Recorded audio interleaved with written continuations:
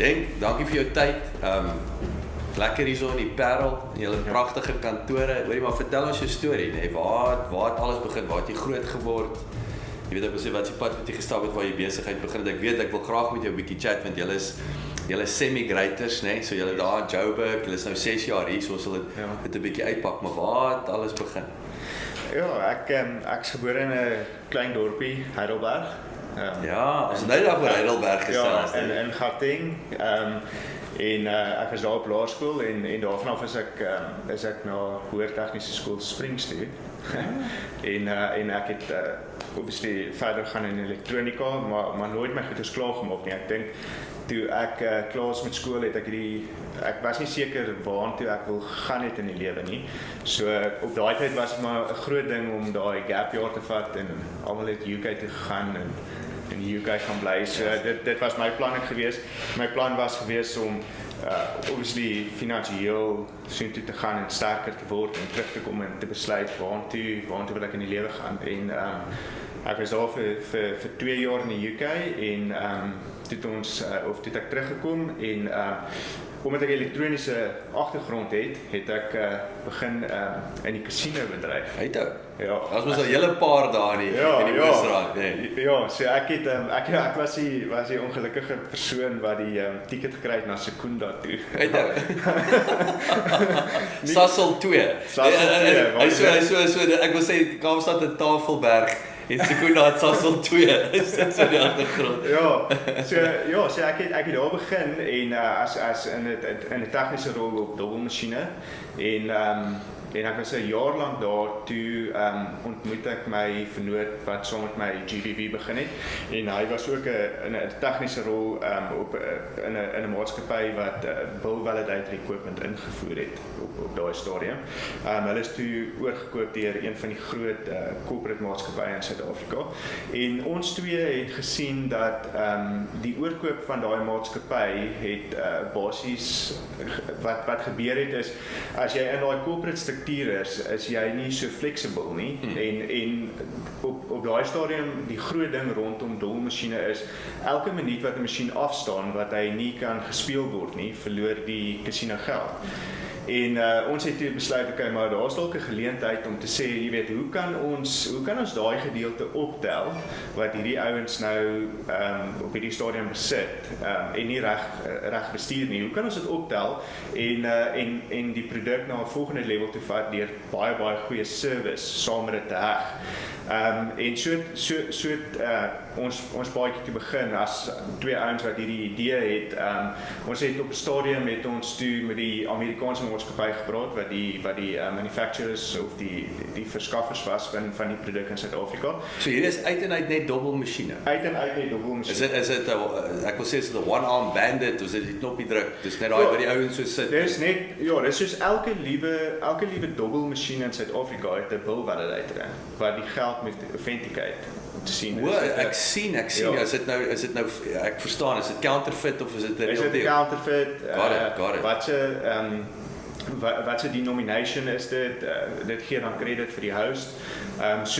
So daai opportunity het op ons pad gekom en ons het probeer kyk hoe kan ons 'n besigheid stig daarmee, maar op daai stadium was ons baie jong. Hy was 24 jaar oud en ek dink die groot ding was dit was baie moeilik vir Amerikaanse maatskappy om te kyk hierso in die suiderpunt van Suid-Afrika. Die twee laities, die twee jong laities wat hierdie ding wil doen, maar ons sit hierso met 'n distribution agreement met een van die grootste entrepreneurial corporate maatskappye in Suid-Afrika wat omtrent die helfte van Suid-Afrika se maatskappye al opgekoop het. So hierdie ouens is finansiëel sterk, maar hier sit ons met twee ouens wat vir my soos Bidvest. Dis presies. Ek wou net sê daar's net een company wat almal kan opkoop het. Dis presies hulle. So nou sit hierdie ouens daarso en ek dink wat ons toe gedoen het op 'n stadium is ons het eintlik gesê okay, weet jy wat ons sal doen is ons sal vir julle werk. So ons gaan 'n diens vir julle lewer in Suid-Afrika. Julle kan nog steeds julle distribusie hardloop deur hierdie ander maatskappy, maar ons gaan julle brand gaan ons vat en ons gaan 'n diens by ons sit.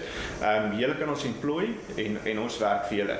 Die probleem was dat wat gebeur het is my vernoot was nog steeds aangestel deur die maatskappy wat die distribusie agreement het. So 'n bietjie 'n So dit was 'n bietjie 'n conflict of interest en hy het nooit oorgeskuif na die Amerikaanse kant toe nie en op 'n stadium het ons toe op 'n plek gekom waar ons by die crossroad was waar ons moet gesê het, okay, weet jy wat, of ons gaan dalk met oppositie of jy weet of ons moet die Amerikaners druk en op daai stadium het ons 'n investor ingekry wat in ons geïnvest het, wat nog as 'n nice agtergrond het in Suid-Afrika, baie credibility en hy het begin negotiate met die Amerikaanse maatskappy en ons saam en hy het gesê nee, hy sal vir ons lei dat ons daai basiese besigheidsbeginsels begin leer ken en hoe om 'n besigheid te hardloop en hy het die kapitaal neergesit en ja, dit is nogal 'n interessante storie. Ons het hom binne 4 maande uitgekoop. So, maar ek wil gou daar stil staan. Ja. Wat het jy met daai se groot ding in entrepreneurskap? Het sy 'n start-up of selfs as dit goed gaan en jy's 'n expert, is altyd daai mentors. Jy altyd soek daai manne wat ek altyd wat ek sê is hulle was al om jou blok. Ja. Waar het julle daai in die hande gekry? Wat is daai as jy nou jy's 'n tip ook vir ouens kan gee wat 'n mentor? Ek dink ek was baie gelukkig geweest want dit was my swaar geweest. Maar ons het 'n paar ouens gehad wat belang gestel het op haar stadium met kontakte soos ons besigheid gedoen het en jy weet so maar ek dink die groot ding was op daardie stadium my swaar het op daardie stadium 'n baie groot besigheid verkoop aan Afrox. Okay. En hy het geleenthede gesoek om te invest en die timing was net op 100%. En die groot ding is ek sal sê kyk hy is nog altyd die beste besigheidspersoon, entrepreneur wat ek in my hele lewe ontmoet het.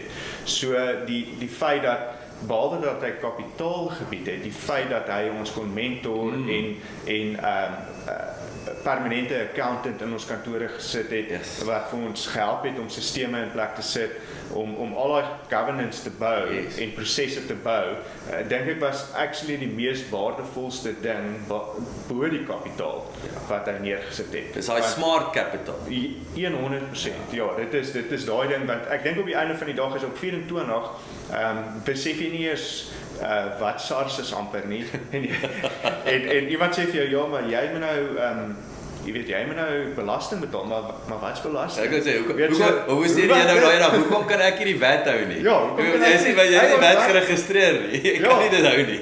100%. So ek dink dit was so groot learning curve vir ons gewees. Ons was definitief nie in 'n posisie om die agterkant van 'n besigheid te verstaan nie. Die prosesse van 'n besigheid. Wat ons wel verstaan het is hoe om 'n produk te vat en 'n diens by hom te sit en 'n ongelooflik 'n proses te gebou het om 'n kliënt gelukkig te hou. Ja. Dit was ons fokus geweest. Ons het nie ge-worry oor het ons kapitaal, het ons sisteme, het ons prosesse.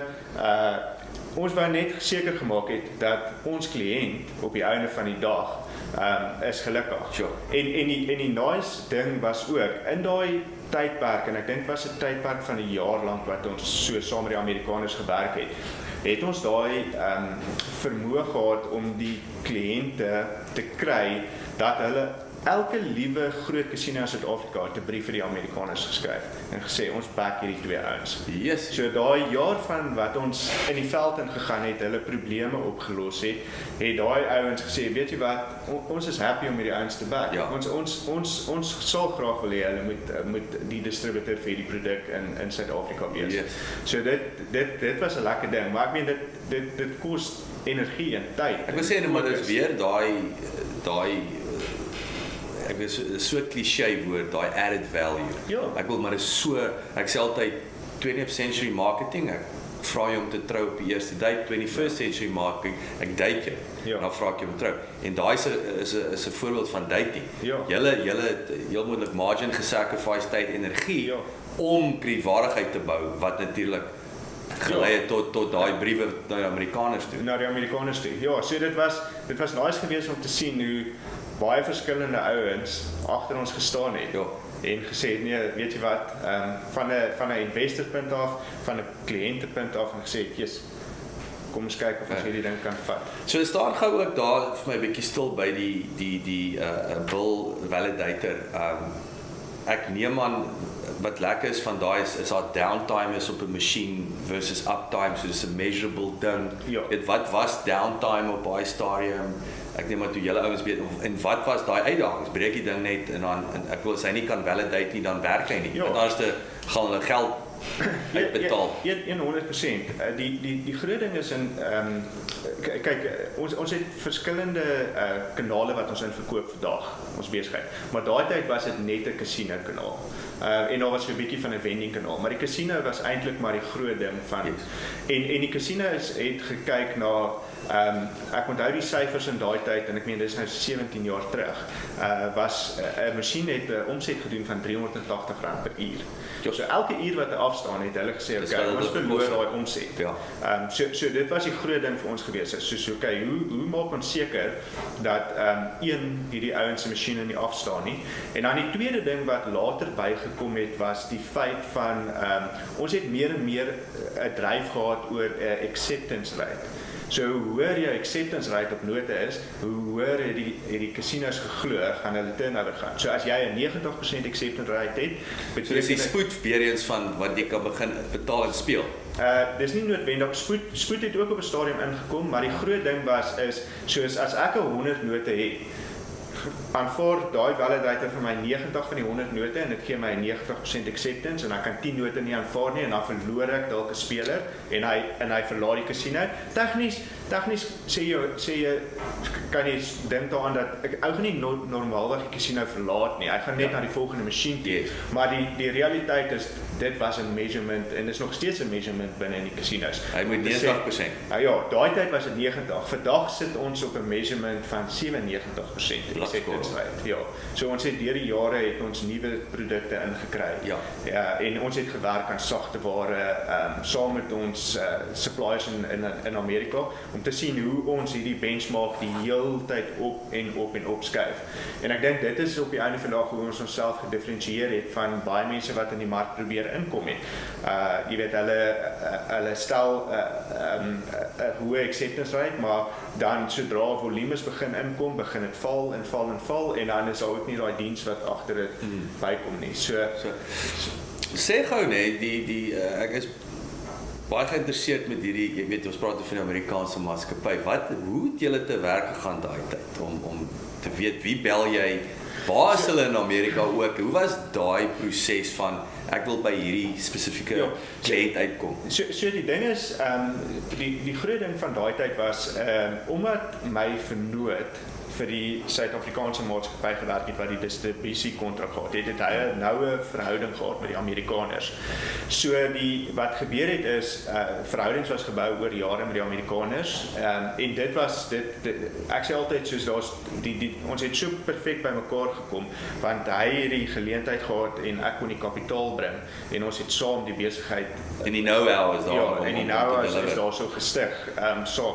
So vir ons was dit 'n lekker ding om te sê, weet jy wat, die verhoudings was klaar daar. Dit was nie moeilik om te sê, weet jy, gaan na 'n maatskappy toe wat jy nog nooit mee gepraat het en jy klop aan die deur en sê, hoor hier is ons wil graag julle produk verkoop nie, want ek dink daai tyd was dit dalk bietjie makliker, maar ek dink in vandag se tyd is dit baie moeilik. Dit is moeilik om so iets van die grond af te kry. En ek dink wat lekker was, ek meen ons het daai tyd begin met die maatskappy se naam was Global Payment Technologies en hulle het solely die mark gedomeineer in Suid-Afrika in sê 2005, 2006. En in 2007 was hierdie Amerikaanse maatskappy se hele Exco members oorgevat deur die ouens wat Ray-Ban op die map gebring het. En toe sit ons met hierdie hele nuwe membership of Exco members en wat hulle gedoen het is hulle toe weer Suid-Afrika besoek en gesê, okay, maar wie is hierdie twee jong ouetjies wat ons distributor is? Miskien as jy nou praat van Ray-Ban, praat van Luxottica. Of so. Ja, dit was die ou CEO, ek weet nie wie ek weet net dit was die Ray-Ban brand wat die ou CEO van die Ray-Ban brand. Ek verstaan. So hy word toe die CEO van hierdie Amerikaanse maatskappy, Global Payment Technologies, en hy kom toe en hy evaluate al sy distributors reg oor die wêreld, want hy het nou sy hele nuwe management team ingebring. Hy wil afstof. Hulle wil nou afstof en hulle wil nou kyk wat gaan met hierdie produk aan, want hulle wil nou hierdie brand na die volgende level toe vat. En hy fokus toe op Suid-Afrika en hy sê toe, "Jesus, maar hier is 'n 2 jong ouetjies wat ons nie regtig ken nie, maar doen iets reg. Hulle doen iets reg, maar ons sit ook hierso met die ander maatskappy want daai ouens bly toe die hele tyd aan die deur klop en sê, "Hoorie, ons soek ons goed terug, want ons het dit nou weggevat." So hulle soek dit nou terug. En ons het toe op 'n stadium met ons het sulke shows reg oor die wêreld. Een is in Vegas aan die einde van die jaar, een is in Londen. So 'n double exhibition. Ja, so expo, ja. En ons klim almal op 'n vliegtuig en die CEO roep ons toe in en ons sit daarso in 'n meeting en hy sê toe vir ons, "Man, weet jy wat? Ek back julle 2 ouens. Julle hoef nie te worry, want ons is toe op 'n stadium wat ons toe moet besluit, okay, weet jy wat? Ons is nou 2 jaar af in hierdie lyn, ons besigheid groei goed, ons moet nou begin invest, ons moet nog mense inkry, ons moet nog goeders kry, en ons sit voor hom en ons sê vir hom, ons wil net weet, waar is die paadjie vir ons vorentoe? Yes. Is julle agter ons of is julle nie agter ons? Kan ek meen, nou sit ons in 'n plek waar ons niemand meer ken nie. Al ons ou mense met connections, hulle is almal weg. Ek wil sê dit kan goed of baie sleg wees. Ja, dit kan goed of baie sleg wees. En hy sê toe vir ons en ons sit met die CEO van die Suid-Afrikaanse maatskappy. Ons almal sit in hierdie kamertjie en ek kan sien hierdie ou hy begin soos 2 en 2 by mekaar sit en hy sê toe vir hierdie ou dit en hy sê vir ons dit. Maar eventually het ons toe 'n gesprek met hom en hy sê moenie worry nie, ek gaan julle ouens berg. En ons het nie geland in Suid-Afrika nie. Toe kry ons die brief sê nee, maar ek dink die beste plan vir ons almal is dat ons almal saamwerk. En dit het nie vir ons. Ek wil sê dit klink nie vir my goed vir nee. Want nou gaan jy weer terug na slegte diens toe, jy gaan weer terug na geen flexibility toe nie. En 'n blame game. Hulle gaan heeltyd iemand gaan point na iemand, jy weet. Yes. En wat toe gebeur is op die ons sê toe, weet jy wat, ons gaan hierdie produk heeltemal, ons gaan alles oppak en ons gaan al hulle produk terugstuur Amerika toe. Ons gaan GBV effektief toemaak. Hoeveel masjiene het julle toe nou as in? Op daai stadium het ons sê ek sal sê ons het so 90% van die mark gehad. Wat is dit plus minus? Yes, daai tye was dit seker so in die region van sê 15 tot 20,000 validators in Suid-Afrika. So ons sê toe vir hulle, weet jy wat, ons gaan nie aan nie, want ons wil nie geassosieer word met hierdie ander maatskappye nie, want hulle het klaar 'n slegte reputasie in Suid-Afrika. En die groot ding is toe ons maak dit toe op 'n stadium het ek net so 'n bietjie gaan uithelp by Afrox vir my swaar wat geïnvest het. Ek het daar by hulle gaan uithelp om 'n paar goedjies reg te maak. Ek weet my vernoot hy het 'n paar ander goeders gedoen en ons was 8 maande was ons toe gewees. Toe kom 'n nuwe brand in Suid-Afrika in. En hulle gaan doen marknavorsing in Suid-Afrika en hulle sê wie moet ons aanteken as 'n distributor en almal sê gaan na hierdie en ek wil seker die casinos wat toe so point na. Die casinos sê toe nee, maar gaan na hierdie en toe teken ons 'n nuwe brand aan met die naam van Crane Payment Innovations. Op daai tyd was dit MBI geweest. Hulle is eintlik om net 'n bietjie agtergrond te gee, so die Mars chocolate bars. Yes. So die familie het vending masjiene gehad reg oor die wêreld en hulle het obviously gesukkel met produk om te wen. So coin changers wat coins aanvaar en toe het hulle op 'n stadium te sê hulle, weet jy wat, ons gaan ons eie coin engine bou. En toe sien hulle, okay, maar hier's actually 'n mark hierso om geld te maak. Ander ouens te supply. En hulle gaan toe en hulle koop 'n maatskappy in Switserland met die naam van Sedeco, wat die heel eerste bill validator gebou het vir die railway station in 1964. En hulle vat hierdie produk en dis funny genoeg. Nou van daai produk is nou al 25 jaar oud. Hulle hardloop in die goudtrein. En hy doen nog steeds sy job. Hy doen nog steeds sy job. Ongelooflik. Hulle vat hierdie groot produk wat so great is en hulle sê toe, okay, maar hier's daar's 'n casino mark. Kom ons gaan na die casinos toe en ons kyk wat die probleme is. En hulle gaan praat met die casinos, hulle vind uit wat al die probleme is. Hulle vat die tegnologie van hierdie groot dierproduk, hulle squash dit in hierdie een klein validatortjie in en hulle begin toe validators bou vir die casinos. En hulle word die grootste in die wêreld. En intussen tyd het hulle dit toe verkoop aan private equity. Private equity het dit gehou vir 5 jaar, 100% groei op hulle investment gemaak. En toe verkoop hulle dit aan 'n maatskappy met die naam van Crane Payment Innovation. En Crane Payment Innovation het maar soos enige groot maatskappy al die ander klein outjies opgekoop en hulle is die dominerende ouens in die wêreld. Waar is hulle in Amerika? So hulle is in Philadelphia in Amerika. So hulle hoofkantoor is in Philadelphia en dan het hulle manufacturing plant in Mexico, manufacturing plant in Geneva, Switserland. Hulle build set team sit in Geneva en manufacturing in Canada, manufacturing in die UK en in Duitsland van verskillende produkte. Van dit is coin, van dit is bill validation. Intussen tyd het hulle die ouens wat die note print opgekoop. Dis nogal snaaks. Dis Crane Payment Currency. Ja. So waar dieselfde naam, alhoewel hulle verskillende maatskappye is. So toe hulle opgekoop en daai ouens kom toe in Suid-Afrika in. Want wat gebeur het die dag toe ons weggeloop het die Suid-Afrikaanse mark letterlik binne 12 maande kollaps.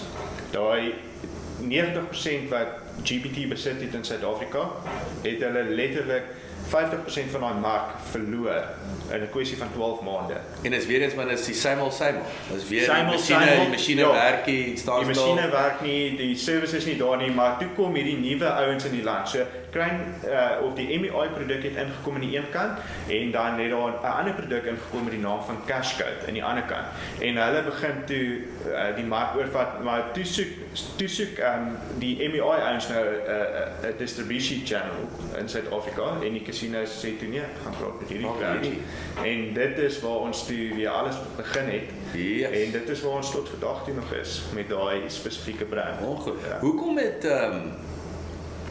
jy weet Suid-Afrika, ons weet mos nou die realiteit, die ekonomie en sekere industrie is 'n druppeltjie.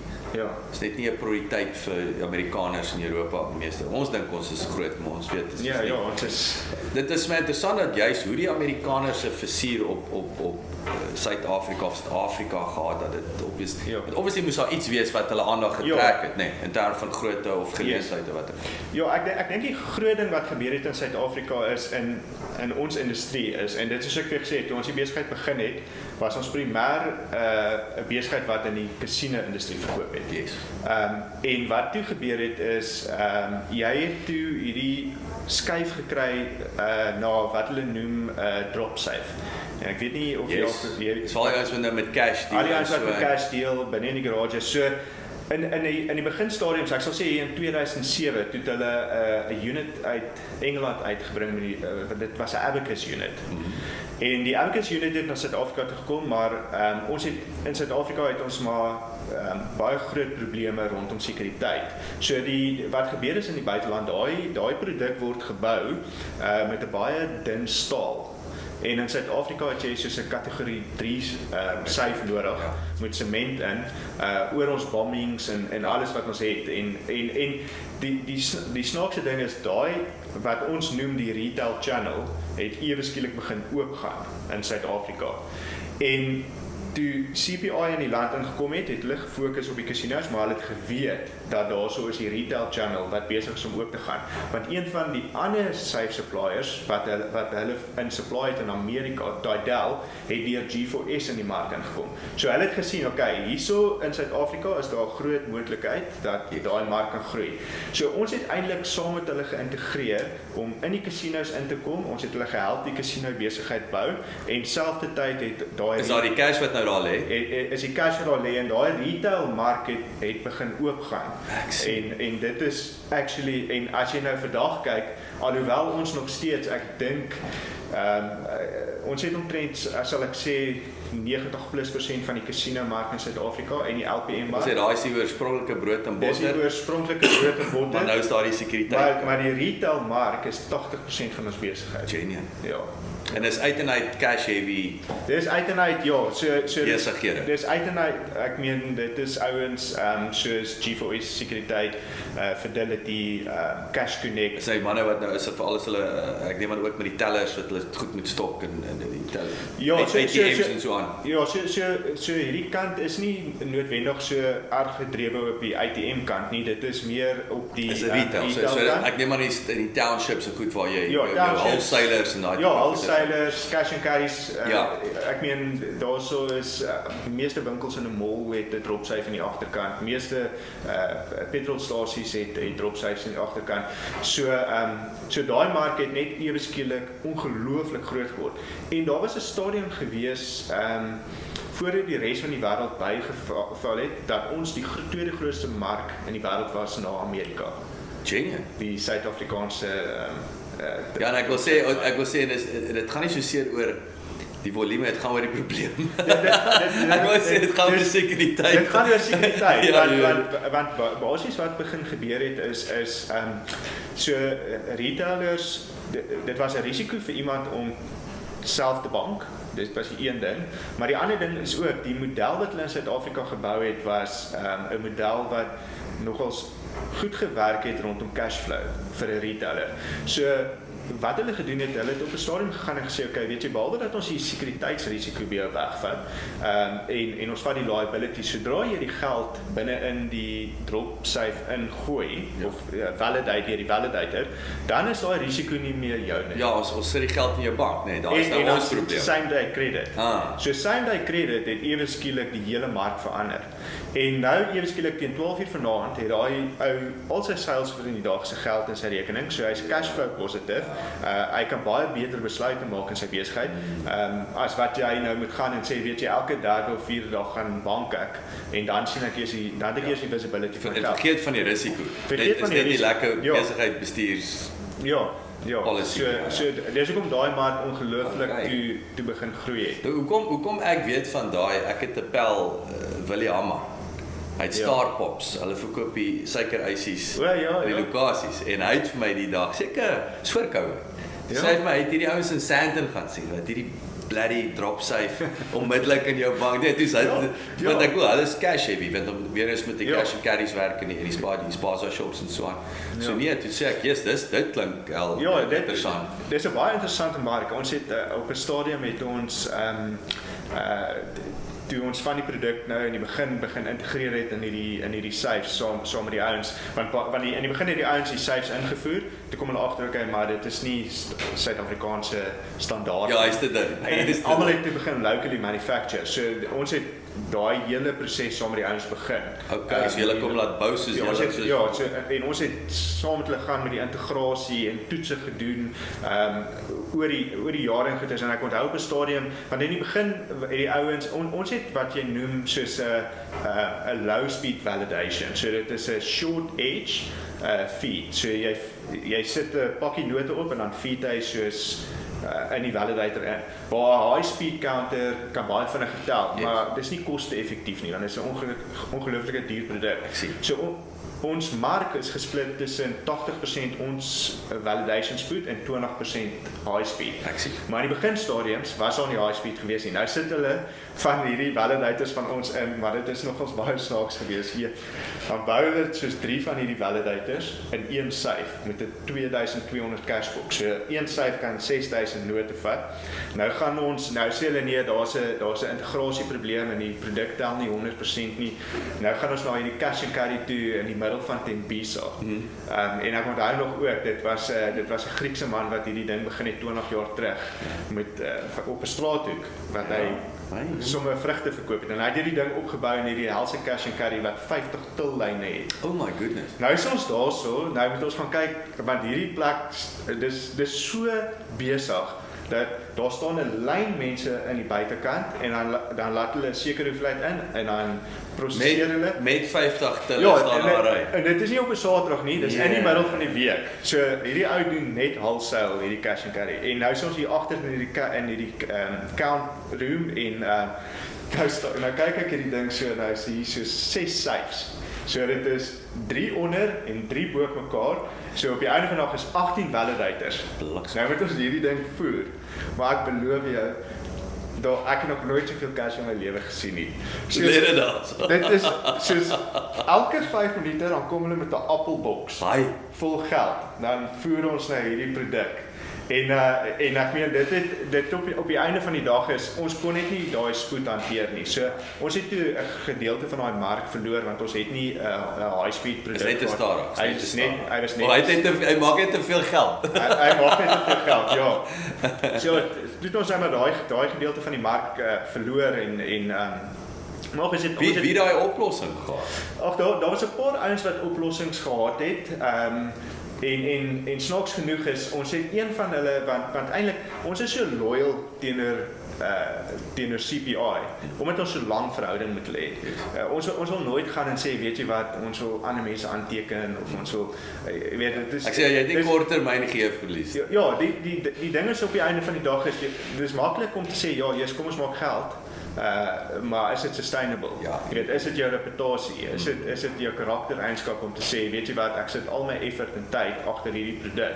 En nou gaan ek dis amper om soos die regte, dis nou seker nie die regte woord maar om the prostitute. Ja. Jy weet, soos en dit is nie long term nie. Dit is kort termyn, want finansiële reward is daar, maar dit is nie sustainable nie. So ons het toe op 'n stadium het ons toe 'n high speed device aangeteken want daar was hierdie probleem tussen 'n groot maatskappy en 'n maatskappy in Engeland en nie een kon oor die weg kom oor wat se jurisdiction gaan hulle gebruik nie. Die Suid-Afrikaanse prokureur sê Suid-Afrika en die ouens in Engeland het gesê Engeland en toe kom ons in as hierdie solution om die middelman te wees tussen die twee partye en ons het dit met CPI bespreek en gesê okay, daar is nie 'n conflict of interest nie want julle het nie 'n high speed nie. Hulle het 'n high speed, maar dit was vir die Amerikaanse mark. Daar's nie 'n node set vir Suid-Afrika nie en dit is nie 'n OEM produk nie.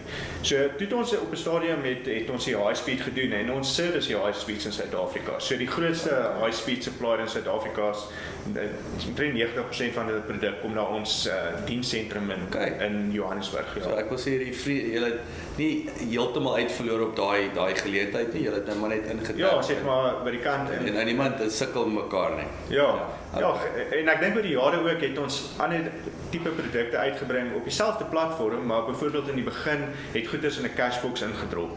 Toe het ons produkte uitgebring wat stickerless is. So dan drop hy in 'n sak in. So die mark het die hele tyd so 'n bietjie verander en ouens het weet 2 van daai stickerless validators opgesit wat bietjie gehelp het met redundancy wat 'n high speed nie het nie. Maar waar ons nou is vandag is nogals baie interessant want ek meen almal weet ek sal nie sê cash gaan nooit doodgaan nie. Ons sê dit al vir 10 jaar. Ja, almal hierdie centralized banking en goed. Ja, in Afrika dink ek nie. Ons is nie in Afrika want die ding is cash is anonymous. En ek meen ons weet presies wat in Suid-Afrika aangaan. So ek dink daar gaan 'n tyd in 'n plek kom wat dit moontlik gaan uitsterf, maar daar's nog baie regulasie. Dis nie môre nie. Maar ek dink ergens in die volgende 15 tot 20 jaar dalk gaan ons dit sien. So ek dink vir ons is dit 'n jy weet dit is 'n kwessie van okay, so hoe gebruik ons hierdie produk en waar ons vandag is, sien ons al minder en minder cash eintlik by van ons grootste of die grootste gedeelte is maar nou eintlik petrolstasies. So cash word minder by petrolstasies wat dan eintlik beteken dat high speeds begin al minder nodig raak om te gebruik te word by hierdie stasies. So nou is al amper 'n adoption van kleiner devices. Minder cash, kleiner devices. So hy kom terug na julle. Terug na ons toe. So ons sal sien wat dit inhou, maar ek dink dit is fascinerend. So die essensie is hierdie bly nog altyd payment validation. That's it. Is daar. Maar nou jy het nou gepraat van die sakke en goeder. So hoe daai safe ek wil weet hoeveel ouens het julle wat byvoorbeeld julle nou met die ouens gewerk het om die safes te maak of vir die sakke. So ek wil amper sê die packaging die houer verander, hoe dit gevolg so dit is nogal so 'n moeilike ding want kyk ons as jy kyk na die normale validator wat binne in 'n cashbox in drop ons gee die totale solution en die ou bou hom net in en hy integreer hom net en hy bou 'n operating system bo-op hom. As jy kyk na die sterker lys, het ons nie 'n SOC solution nie. So ouens moes hulle eie sokke gedesign het. So jy het ouens wat byvoorbeeld canvas bags het en dan het jy ouens wat heat sealing bags het. So elke ou het sy eie Hy moet dan maar dit self uit. Ja, hy het sy eie model onder dit. Ons het op 'n stadium het ons binne in Crane Payment Innovations het ons 'n SOC gedesign en gebou en goed, maar ek dink die groot ding is die besigheid of die business case het dit nie gemaak deur al die tollgates binne in die corporate nie. Want jy sit nou met ouens hierso wat sê okay, weet jy wat, die retail safe besigheid reg oor die wêreld is nie so groot soos die casinos nie. Alhoewel dit in Suid-Afrika ons brood en botter is, of ons grootste kanaal is dit nie noodwendig dieselfde reg oor die wêreld nie. Yes. So hulle het net gesê, weet jy wat, die investment wat daar moet ingaan, maak jy 'n sak. En ek dink ook, jy weet, dis die hartseer ding wat gebeur is wanneer geluiste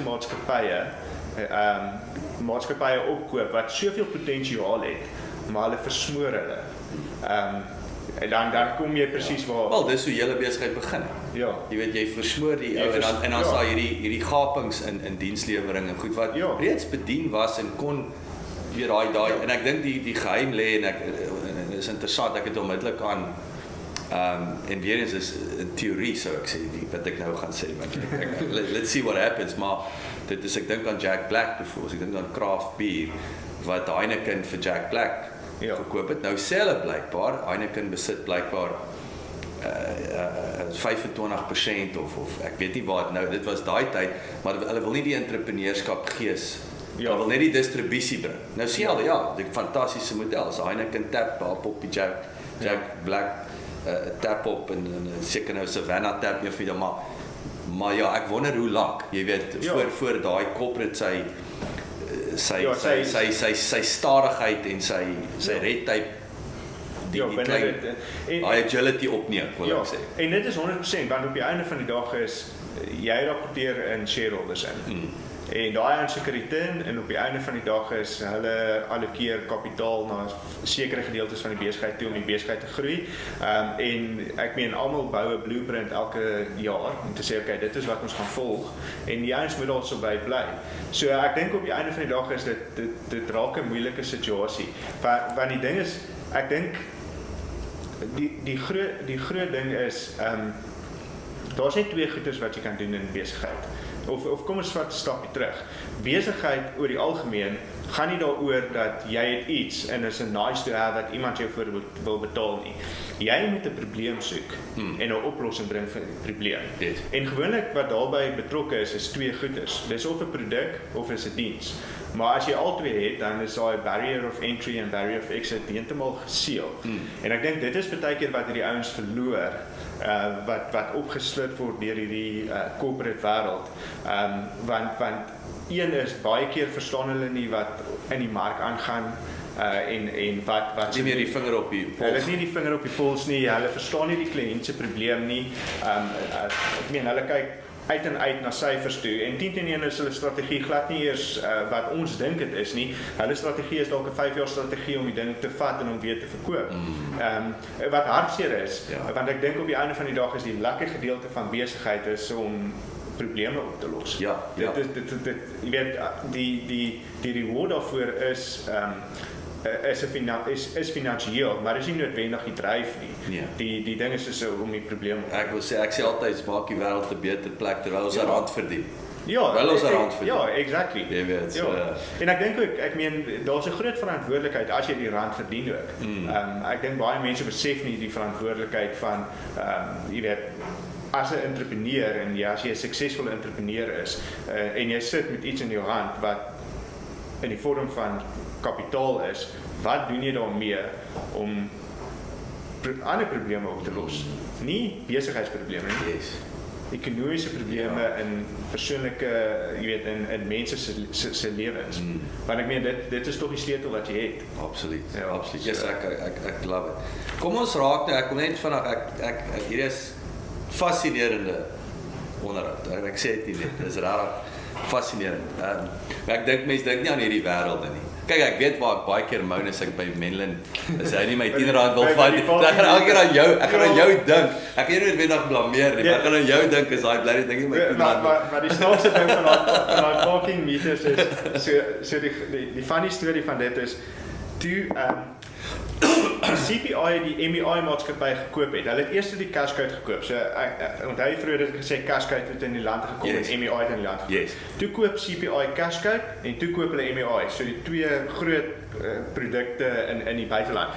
Met daai deal het die kompetisie bord in Europa gesê hulle moet die een produk wat 'n recycler is verkoop as gevolg van die transaksie. En daai produk sit in die parking meters in Suid-Afrika en dit is nie op ons portfolio nie. Ons kan sien hy is verkoop. Touché.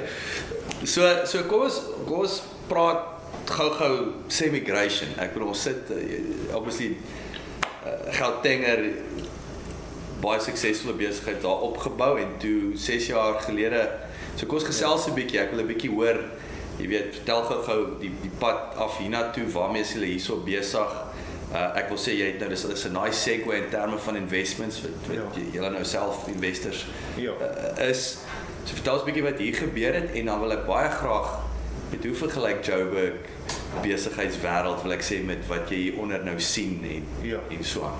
Ja, ek meen soos ons voorheen bespreek het, dis nou omtrent 6 jaar terug wat ons as 'n familie die besluit gemaak het om af te trek hiernatoe. En ek dink die besluit was gewees rondom waar ons kinders wil grootmaak. En ook die ander besluit was weet wat bied die Weskaap vir jou? Want ek dink as jy in Johannesburg bly, is jy nogals redelik vasgevang in 'n herhalende leefstyl, naweek in, naweek uit.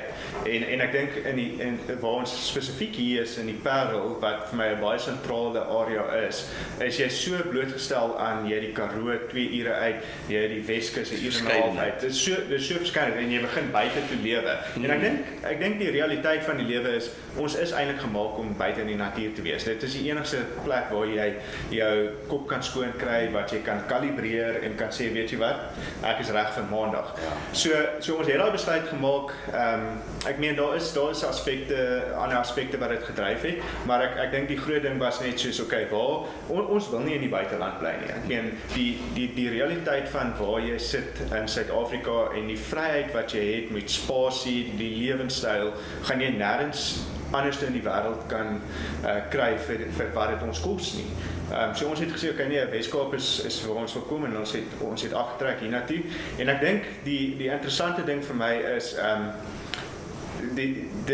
dis altyd, almal sê altyd is moeilik om aan te pas en mense trek jou nie in nie, maar ek dink ook die ding is soos wat doen jy? Wat doen jy vir die sit jy in jou sitkamer en hou nou met niemand jou nooi vir 'n braai? Omdat niemand jou nooi vir 'n braai nie en wat doen jy vir die gemeenskap? Ek meen nie net noodwendig van 'n finansiële punt af nie, maar jy weet hoe integreer jy met die gemeenskap? Jy weet wie is jy in die gemeenskap? Is jy iemand wat mense mee kan praat?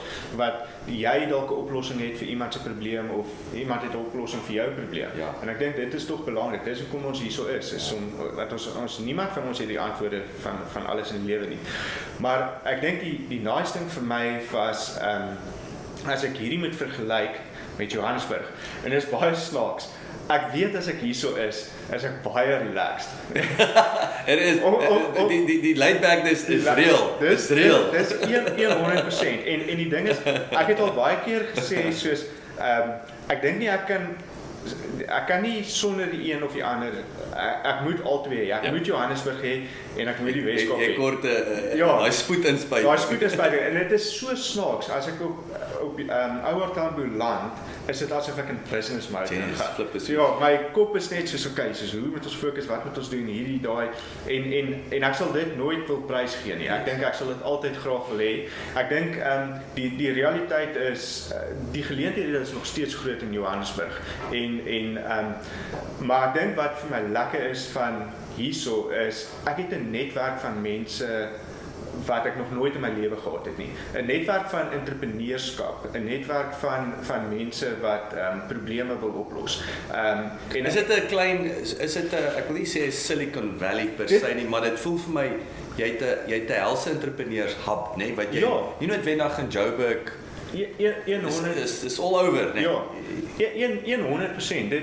Dit is 'n baie unieke gevoel van dis presies soos jy sê, dit is soos 'n Silicon Valley, dit is asof almal net eweskielik en dit is Johannesburgse mense, dis local mense, dis almal en almal het hierdie konsep van om innoverend te wees, om nuwe goeders te begin. En wat ek vind hierso is mense is nie noodwendig, hulle hou niks vir hulle self nie. Hulle besef dat om iets te bou wat suksesvol is dit is nie 'n one man show. Van sy Jy het verskillende persoonlikhede, verskillende mense nodig om 'n suksesvolle groot besigheid te bou. So dit is lekker dat mense praat oor hulle waarmee hulle besig is. Dis lekker dat mense jou betrek tot waarmee hulle besig is en dat almal in mekaar intap en sê, okay, hoe gaan ons hierdie probleem oplos? Ja. Dis iets en ek kan nie sê miskien is dit omdat ek 'n groot gedeelte van my lewe in Johannesburg in Heidelberg bly wat bietjie ver uit die stad uit is, dat ek dalk nie daai netwerke gehad het nie, maar ek dink ook die netwerke is 'n baie ander tipe dinamika. Maar dis definitief dis maar ek kan sê vergelyk met 'n ou wat in Affies was of wat is wat daai privaat skole aan Joburg, seker groot skole. Ja. So ek dink dis die lekker ding vir my hierso is daai netwerke en hoe mense in dit kan intap en hoe mense mekaar kan help en hoe almal net wil hê dat almal moet vorentoe gaan en almal is bereid om ietsie op te gee sodat almal vorentoe kan gaan. En ek dink dit is nice want ek het altyd gevoel, maar dit is nooit 'n ding wat ek kan optel in Suid-Afrika nie. Mense is so suksesvolle mense is so ek wil ook nie sê suksesvolle mense, maar baie mense is so selfgesentreerd. Hulle hou die formule vir hulle self en hulle wil dit nie deel nie. En dan sit en dink jy maar daai besigheid kan so groot wees. Hy kan soveel beter wees. Hy kan soveel veranderinge in mense se lewens hê, maar die ou wil 100% dit net vir homself hou. En ek dink dit is wat nice is van wat ek ervaar dit glad nie. Ja, daai mindset. Daai mindset nie. So en dan hoe lyk die besigheidsdinge nou? Want ek wil julle dit nou 'n bietjie in ander so ek dink op 'n stadium was ons ek dink ons het so begin met so investment portfolio omtrent so ek sal sê so 8 jaar terug en dit het in Johannesburg of 6 of 9 jaar terug in Johannesburg gebeur en ons het my eerste ding was altyd om te sê, okay, so hoe begin jy investeer mense in? So my eerste formule was om te sê, okay, kom ons kry iemand wat vrek suksesvol is in wat hy doen. Maar hy werk vir 'n maatskappy. Dan hy is okay daarmee. Hy is okay daarmee, maar dan sê ons vir hom, weet jy wat? Ons trek jou uit daai maatskappy uit. Ons sit kapitaal agter jou en ons bou 'n besigheid. En dit was my eerste manier hoe ek gedink het, okay, dit gaan die beste manier wees om te invest, want jy identifiseer iemand wat die beste in sy beroep is en jy gee hom die geleentheid om sy eie besigheid te begin. Ek het besef daarso op die pad dat nie almal is entrepreneurs nie. en mense is gewoonlik wat so suksesvol gedrewe is in 'n spesifieke ding. Dis baie skraal dat jy kry dat hulle oor 'n wye veld kan dink. En gewoonlik is die bestuur van finansies die probleem. Die bestuur van finansies en dan tweede die governance van prosesse in die agtergrond. So as jy moet prioritiseer, as jy vir ouens advies moet gee, ek wil sê ek wil nou 'n besigheid, ek het kapitaal, ek wil wegspring met iets. Ek is die money man crucial. As jy praat van daai accountant of whatever, daai met jou hoeksteen wees. Ek meen die ding is op die einde van die dag is as jy in enige besigheid gaan kyk, die seil is 'n paar sekondes. En almal baseer hulle besigheid op die seil. Yes. En ek weet dit is nie 'n saaklike ding want ek betaal die rekening. Maar dis top in, maar niemand praat oor die bottom out, wil ek amper sê. Die kraak in die emmer. En die groot ding vir my is op die einde van die dag is as jy 'n besigheid begin, moet jy altyd 20% so as jy wil groei teen 10% per jaar, maak seker jou infrastruktuur en sisteme in die agtergrond is 20% groter. So jy bou altyd asof jy die groot besigheid is, sodat jy nie as jy daar kom, nou ewe skielik moet ek sê, okay, yes, ons stelsel kan nie hierdie goeders handhaaf nie. Ons het nie die prosesse in plek om hierdie te doen nie. So bou dit vooraf, dit is kapitaal uitleg, maar glo, want dit gaan jou ook dryf om jou besigheid suksesvol te maak. Want jy ewe skielik bou jy, ek onthou altyd, ons het waar ons begin het ons 'n workshop gebou wat massief is. Ons het daar een ouer. En vandag sit ons met, ons kantoor in Johannesburg, 50% van ons kantoorspasie is 'n werkswinkel. 70% van die mense wat ons employ is tegnikuste. En daai tyd was dit andersom. Ons het met een tegnikus gesit wat hier en daar So ek wil hy sal volgemaak word. Jy weet, ja, so elke keer, dit is so snaaks, maar elke keer bou ons iets wat massief is en dan binne 12 maande is dit te klein. Ja. Maar is daar daai ek sê daai what you focus on expands. Is daar 'n mental component wat ek wil sê daar's 'n deadline om nou stupid te wees. Daar moet nie net 'n warehouse en dan kos jy te veel geld en dan is jou cash flow weg nie. Maar as jy daai strategies, voel jy het soos jy sê dit fokus jou en dit motiveer jou na die op die groot prentjie. 100%, dit fokus jou, dit motiveer jou en die ding is so, ek dink die belangrikste formule is, soos jy sê, dit help nie ons gaan op die R21 en ons bou 3000 square warehouse en ons wil 'n distribusiekanaal wees vir een of ander maatskappy en ons hoop die besigheid kom in nie. Yes. Jy moet klaar 'n bestaande besigheid hê, maar jy expand teen 'n groei van sê 20%. So jy's 20% voor jou groei die hele tyd. Dis 'n veilige matriks om want dit is maklik om in dit in te groei. Dit is systeemgewys, nie 50% nie, 100 nie, 20%. Ja, jy's net so 'n bietjie voor. Yes. Dis waarvoor advies daar. Nou, so. So ter opsomming, julle het nou, wat het julle hier begin en julle het nou, ons het nou juist so die investment portfolio daarbo, so wat het julle hier nou begin? Ja, so waar ons laaste was om terug te kom, dis hoe ons begin invest het in mense en toe het ons begin agterkom, okay, maar dit werk nie noodwendig nie. En die realiteit van die saak is, ons het gesê omdat hulle nie entrepreneurs noodwendig is.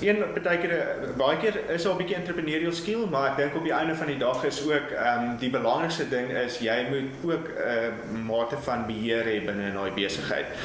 En partykeer invest jy in 'n industrie wat jy niks van verstaan nie en dit maak dit moeilik. Yes. Want jy moet advies gee soos wat advies aan ons gegee was die dag toe ons die ding begin het. Ja. En ons mind het so 'n bietjie verander en ons het gesê okay, weet jy wat ons gaan doen is ons gaan invest in goederes wat ons deel kan wees. Maar ons gaan invest in goederes waar ouens klaar eers hulle geld ingesit het.